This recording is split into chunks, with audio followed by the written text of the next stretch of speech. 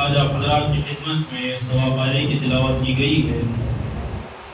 آج سورہ آل عمران آپ حضرات کی خدمت میں مکمل تلاوت کیا گیا ہے۔ جیسے کہ شروع میں بات آئی تھی، سورہ بقرہ اور سورہ آل عمران یہ بڑی فضیلتوں والی صورتیں ہیں۔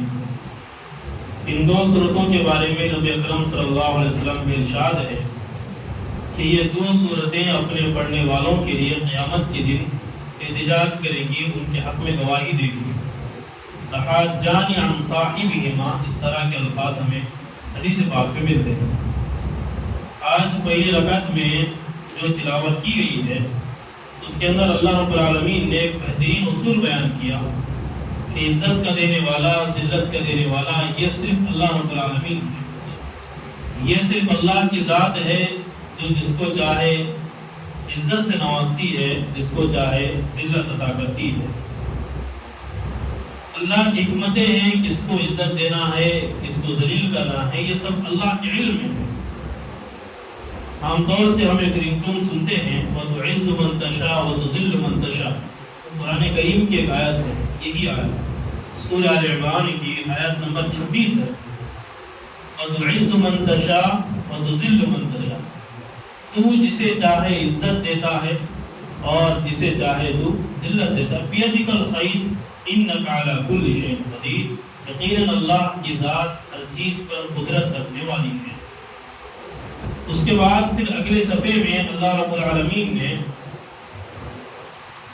نبی اکرم صلی اللہ علیہ وسلم سے ہم کو کس طرح محبت ہونی چاہیے اس کا تذکرہ فرمایا، اور یہ بات بیان فرمائی ہے کہ اگر ہم اللہ سے محبت کا دعویٰ کرتے ہیں تو پہلے ہماری زندگی میں نبی سے محبت ہونی چاہیے۔ وَإِن كُنتُمْ تُحِبُّونَ اللَّهَ فَاتَّبِعُونِي، اللہ کا فرمان ہے اے حبیب آپ کہہ دیجئے اگر اے لوگوں تم اللہ سے محبت کرتے ہو تو پھر تمہیں میری اتباع کرنا ہوگا۔ اللہ کی محبت اسی وقت مکمل ہوگی جب اس کے اندر نبی اکرم صلی اللہ علیہ وسلم کی محبت شامل ہوگی، ورنہ پھر اس محبت کا کوئی فائدہ نہیں۔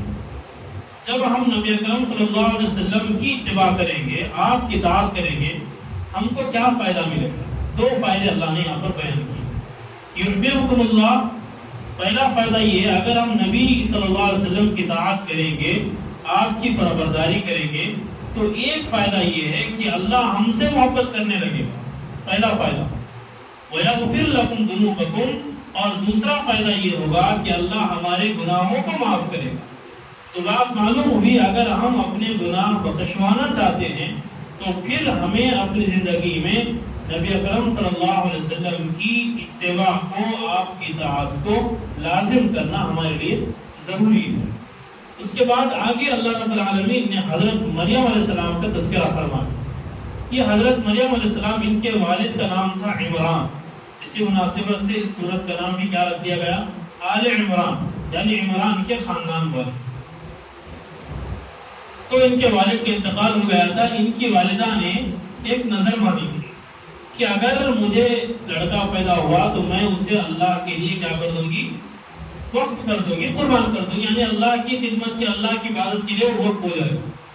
بنی اسرائیل میں ایک معمول تھا، ایک عبادت کا طریقہ یہ بھی تھا کہ وہ اپنی اولاد میں سے کسی ایک کو اللہ کی عبادت کے لیے وقف کرتے تھے کہ بھائی تمہارا کام بس مسجد کو پکڑے رہو۔ یہ عمران علیہ السلام کی بیوی نے نظر مانی، تو نظر جو مانی نا، نظر ماننے کے بعد جو لڑکا پیدا ہونا تھا لڑکا پیدا نہیں ہوا بلکہ لڑکی پیدا ہوئی، تو اس لڑکی کا نام مریم رکھا گیا۔ یہ ہے اصل واقعہ، میں دوسری طرف چلا گیا تھا۔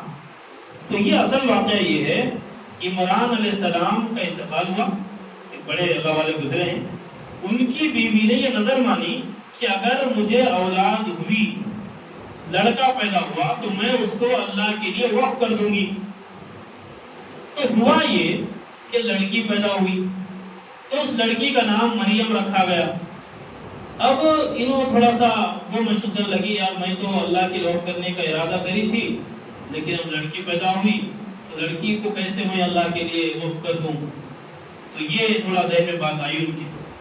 تو اللہ نے ایک اشارہ ان کو کیا وَلَيْسَ الذَّكَرُ كَالْأُنثَىٰ، یہ جو لڑکی پیدا ہوئی ہے اس کی شان الگ ہے، مردوں سے اس کی شان تھوڑی الگ ہے. جو کام مرد نہیں کر سکتے وہ یہ لڑکی کرے گی، وہ یہ کارنامہ انجام دے گی.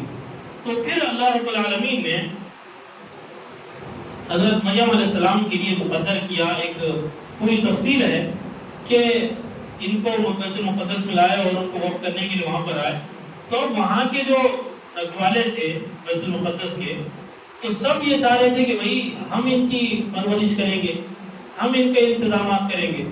تو اس میں ایک اللہ کے نبی بھی تھے حضرت زکریا علیہ السلام. تو وہ بھی یہ چاہ رہے تھے کہ یہ سعادت مجھے نصیب ہو کہ میں اس بچی کی کیا کروں گا، پرورش کروں گا. تو لیکن دوسرے لوگ بات نہیں مان رہے تھے. تو بات یہ طے ہوئی کہ بھئی قرآن اندازی کی جائے، قرآن میں جس کا نام آئے گا وہ ان کی کیا کرے گا، پرورش کرے گا.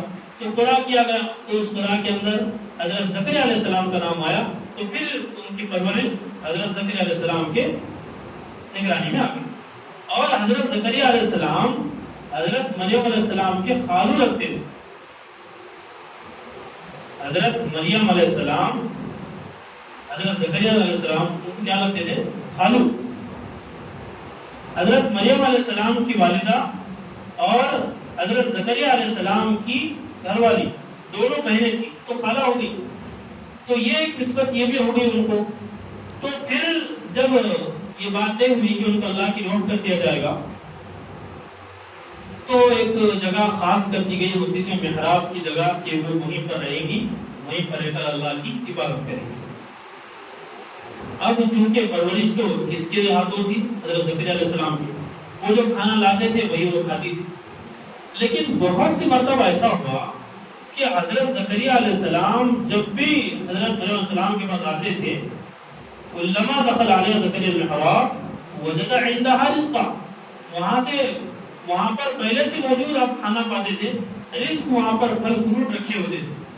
ابھی تعجب ہوتے بھئی ان کی پرورش تو میرے ذمہ ہے، سب انتظامات میں کرتا ہوں، لیکن یہ انتظام کیسے ہوا؟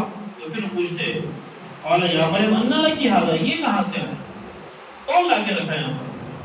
تو اس بات پر حضرت مریم السلام کہتی قالت هو من عند اللہ، یہ اللہ کی طرف سے ہے، یہ کسی انسان کا کام نہیں ہے، یہ اللہ کی طرف سے. ان اللہ یرزق من یشاء بغیر حساب، اللہ جس کو چاہتا ہے بے حساب رزق سے نوازتا. تو یہ اللہ کا ایک انتظام تھا اس خاتون کے لیے جس کو اللہ کے لیے کیا کیا گیا تھا، وقف کیا گیا تھا.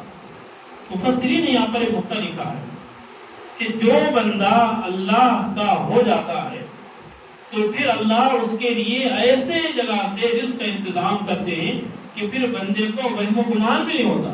وَيَرْزُقُهُ مِنْ حَيْثُ لَا يَحْتَسِبُ، کہ اللہ ایسی جگہ اس کو رزق نوازتا ہے بندے کو اس کا گمان بھی نہیں ہوتا کہ بھئی یہاں سے بھی رزق مل سکتا ہے.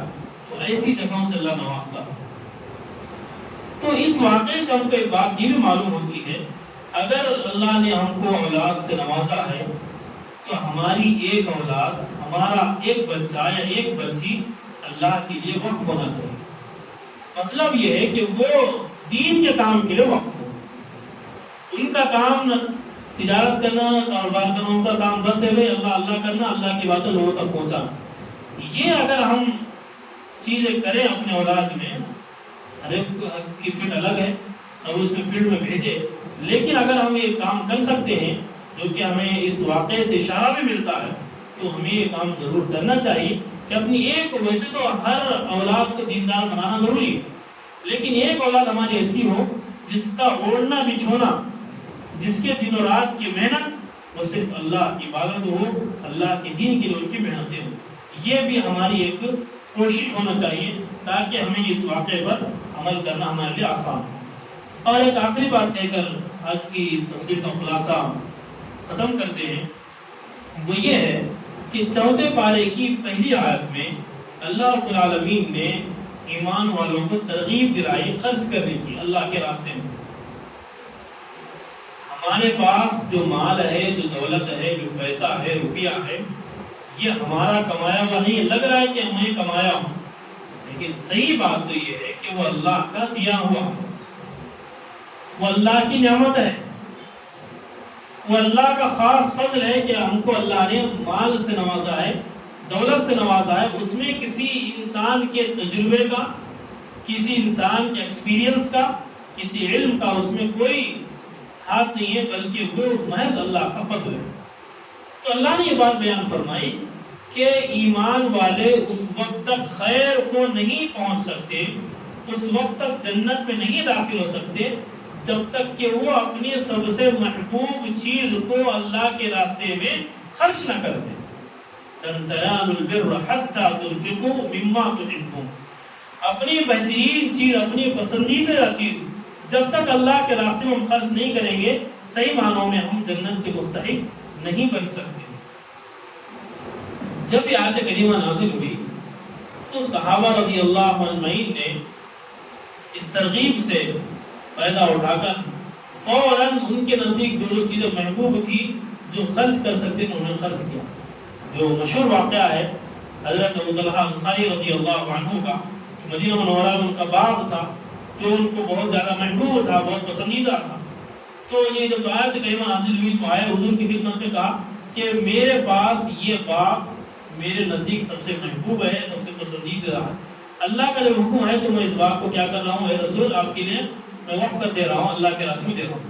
تو نبی اکرم صلی اللہ علیہ وسلم نے فرمایا کہ بھائی ایسا نہ کرو، بلکہ تم کو صدقہ کرنا ہی ہے تو اپنے رشتہ داروں میں کو، تم کو دو ثواب ملیں گے، ایک رشتہ داری نبھانے کا، دوسرا صدقہ کرنے کا۔